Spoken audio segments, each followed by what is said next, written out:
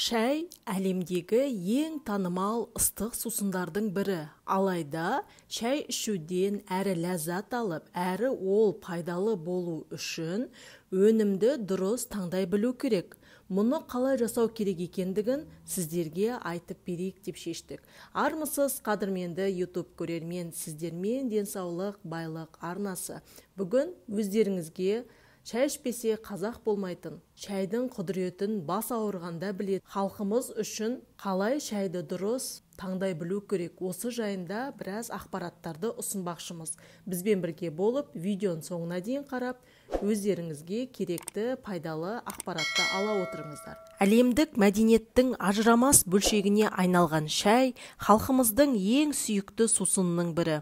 Қазақтардың шайға жақындығы жөнінде 19 ғасырдың орта шенінде жапондық зерттеуші Киттар қазақтар шәй ішкенде уақыт та орын да талғамайды. Кез келген тамақтан бұрын да кейінде шәй іше береді деп жазған болатын. Бір күнімізді де сүт қосылған немесе ыстық қызыл күрең шайсыз елестете алмаймыз. Халқымыздың шай құю мәдениетінің өзі жеке талдауды қажет етеді. Жаңа түскен келіннің шай құю рәсімінің де тұнған тағылым екендігі ертеден белгілі. Қазіргі кезде сауда орталықтарында шайдың түр-түрі бар. Әр тұтынушы өзіне керектісін алады. Бірінің жарнамасы мықты, екіншісінің бағасы қымбат. Қымбаттырағының сапасы да жақсы болады деп кей тұтынушылар қымбат шайды тұтынады. Кейбір адамдар қай шайдың жарнамасы жақсы, бағасы қолжетімді, соны сатып алады.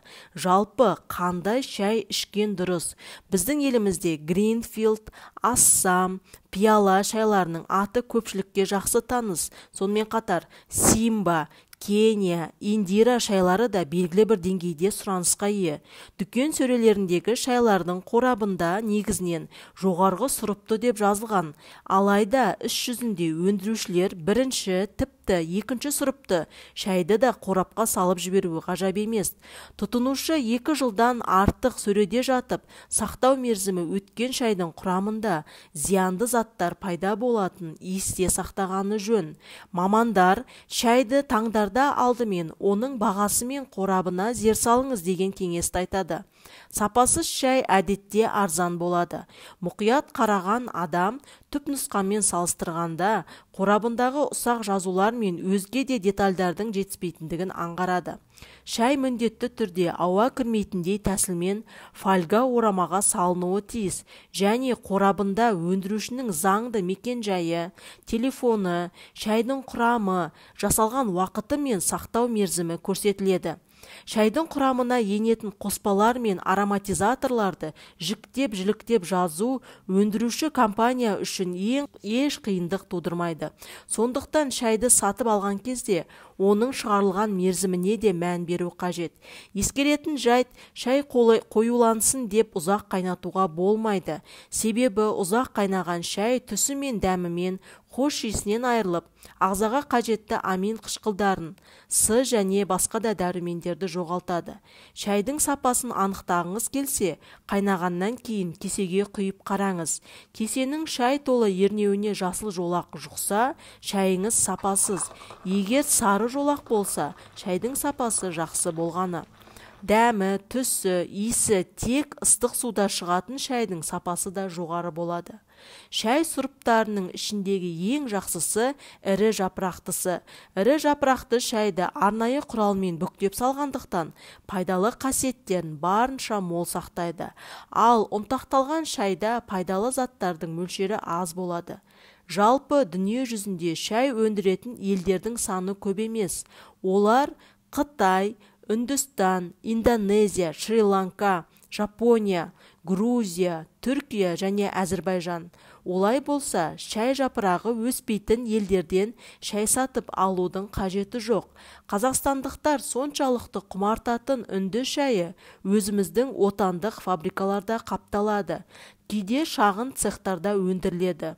Бұлардың дәмі де, түсі де, тіпті иісі де көңіліңізден шықпауы мүмкін. Бір қызығы, түпнұсқа шай өндіруші елдер өз абыройларын төгіп алудан қорқады. Мысалы, Қытай шайын тек Қытай ұлттық импорттық-экспорттық компаниясы экспортқа шығарады. Оның қорабында көзіміз үйренген Made in China деген жазу мүлде болмайды. Үнді шайында Made in India жазуы кездеседі. Дегенмен, бұл елдегі фирмалар өндірген шайдың сапасына күмән келтіре алмайды. Үнді экспортының 70% осы компаниялар құрап отыр.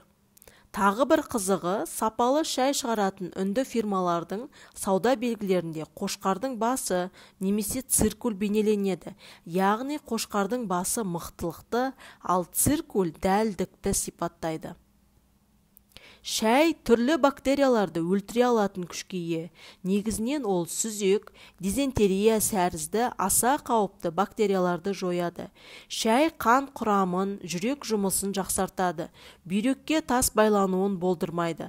Жақсы өскен шайдың құрамында С, В1, В2, А дәрумендері болады. Шай тұнбасындағы адам ағзасына С дәруменінің жақсы сіңуіне көмектеседі. Қара шай витаминдердің, минералдардың, эфир майларының және кофеиннің бай көзі. Қара шайдағы кофеин концентрацияны арттырады, жүрек және ас қорыту жүйесінің жұмысын жақсартады.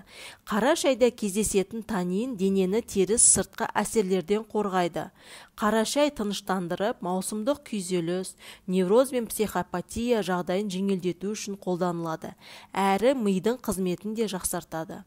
Қазақ тағамтану академиясының президенті Төрегелді Шармановтың айтуынша, қайнағаннан кейін 20-30 минуттан соң ішілген шайдың пайдасынан зияны көбірек.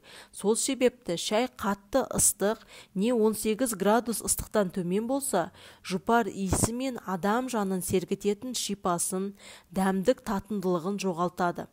Шайды тым қою етіп дайындап ішсең, оның құрамындағы кофеин жүйке жүйесінің қызметін қоздырады және қан қысымын күшейтіп жіберуі мүмкін. Қазір қалташадағы шайлар өте көп.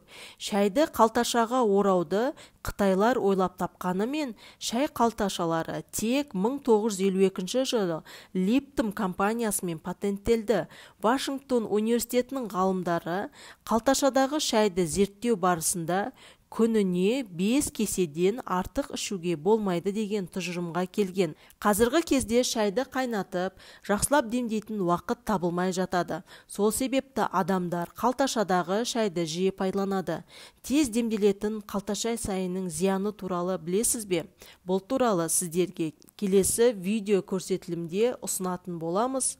Осымен сіздерге шайдың қандай пайдасы және оны дұрыс таңдай аламыз ба? Біраз ақпарат беруге тырыстық. Келесі кездескенше сау саламатта болып тұрыңыздар.